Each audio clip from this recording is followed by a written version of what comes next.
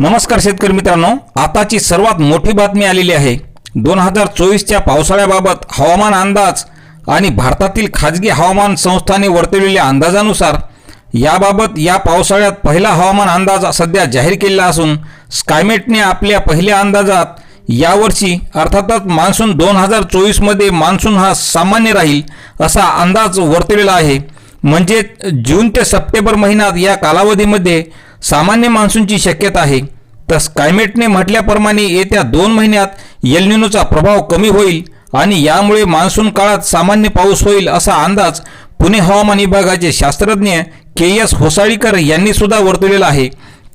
तर 2024 बाबत महत्त्वाची बातमी दिलेली आहे की होसाळीकर असे म्हणाले की 2024 पर्यंत एल निनोचा प्रभाव ओसरणार आहे, मात्र उन्हाळ्यानंतर एल निनोचा प्रभाव पुन्हा कमी असल्याने असे नमूद केलेच। म्हणजेच यंदाच्या मान्सूनवर एल निनोचा प्रभाव राहणार नाही आणि ला निना देखील वाढणार नाही। यामुळे यंदाचा 2024चा पावसाळा हा सामान्य राहील अशी ही शक्यता सर्व भारतीय हवामान विभागाचे शास्त्रज्ञ यांनी आज वर्तवलेली आहे।